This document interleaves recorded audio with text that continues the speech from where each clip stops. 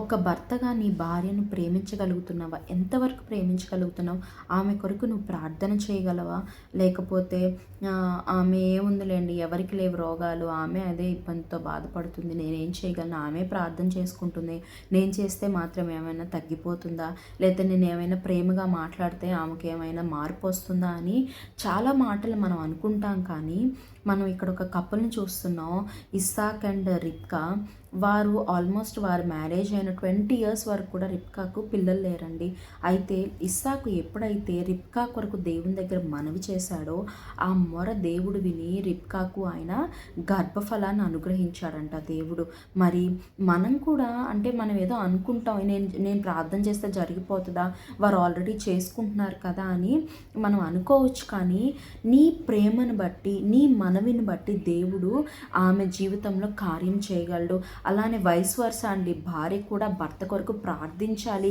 ఇంతవరకు భర్త ఒక సమస్య గురించి దేవుని దగ్గర పోరాడుతున్నాడేమో, కానీ ఇంతవరకు దానికి సొల్యూషన్ లేకపోవచ్చు. బట్ ఎప్పుడైతే నువ్వు చొరవ తీసుకొని దేవుని దగ్గర వినయంతో నువ్వు మనవి చేస్తావో, ఆ అక్కర్ని నిజంగా దేవుడికి నువ్వు చెప్పి, ఆ అక్కర మీ అక్కరగా అంటే ఒక యూనియన్గా, ఇద్దరుగా యూనియన్గా మీరు ఎప్పుడైతే అక్కర్ని దేవుడికి చెప్తారో దేవుడు తప్పక ఆ మొర వింటాడు.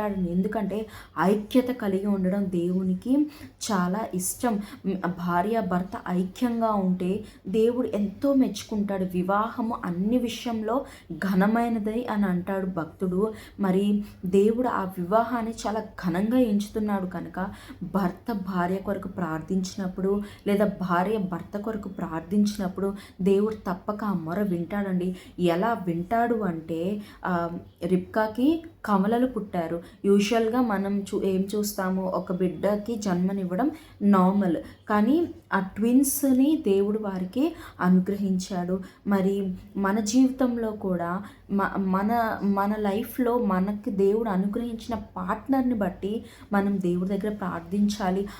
ఆవిడ కానీ ఆయన కానీ ఏదైనా రోగంతో బాధపడుతున్నారా, ఏదైనా సమస్యతో సతమతం అవుతున్నారా, ఏదైనా డెలివరెన్స్ కోసం వారు ఎదురు చూస్తున్నారా, ప్రార్థన చేయి, మోకాళ్ళు వేయి, దేవా నా భార్యను స్వస్థపరచు, నా భర్తను స్వస్థపరచు, మేము సంతోషంగా ఉండాలి కదా, కృప చూపించు, ప్రేమ అనుగ్రహించు, సహాయం చేయని నిజంగా నీ అవసరాన్ని దేవుని దగ్గర చెప్పుకున్నప్పుడు దేవుడు అది ఎలా అంటే అది గుర్తుండిపోయేలా దేవుడు అద్భుతం చేస్తాడండి.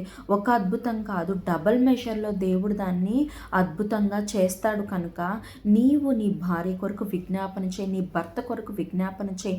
మరి ఎప్పుడు విజ్ఞాపన చేయాలనిపిస్తుంది అంటే ప్రేమ ఉన్నప్పుడు విజ్ఞాపన చేయాలనిపిస్తుంది. మరి ఎప్పుడైతే ఇస్సాకు దాసుడు రిబ్కాను ఆయన దగ్గరకు తీసుకొచ్చాడు, అక్కడ బైబిల్లో ఉంటుంది, ఇస్సాకు రిబ్కాను ప్రేమించెను, తన తల్లి విషయంలో ఆయన దుఃఖ నివారణ పొందెను అని ఉంటుంది.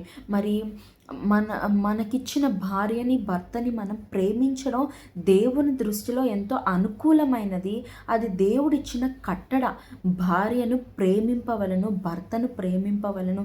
మరి నీకు నీ భార్య మీద ప్రేమ ఉంటే, నీ భర్త మీద ప్రేమ ఉంటే ఆవిడ కొరకు నువ్వు ప్రార్థిస్తావు, ఆవిడకి ఎమోషనల్గా నువ్వు సపోర్టివ్గా ఉంటావు, మెంటల్గా సపోర్టివ్గా ఉంటావు, ఫిజికల్గా సపోర్టివ్గా ఉంటావు. నీ ప్రేమ ఆమెను దేవుని దగ్గర తీసుకొస్తుంది, నీ ప్రేమ ఆయన దేవుని దగ్గర తీసుకొస్తుంది. అనేక మార్లు ప్రేమేనండి. దేవుడు కూడా ప్రేమ లేకుండా ఏది మన కొరకు చేయలేదు. నీ ప్రేమను బట్టి నీ భార్యని దేవుని దగ్గరికి తీసుకురాగలవు. నువ్వు ఏది చేసినా దేవుని ప్రేమను బట్టియే.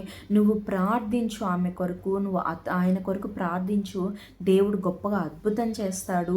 దేవుడు నీ మొర వింటాడు. నువ్వు డౌట్ లేకుండా ప్రార్థించే దేవుడు తప్పక నీ మొర ఆలకించి మీ జీవితంలో మీకు ఆశీర్వాదకరంగా ఉన్నట్లు దేవుడు అద్భుతం చేసి ఆశీర్వదించునుగాక.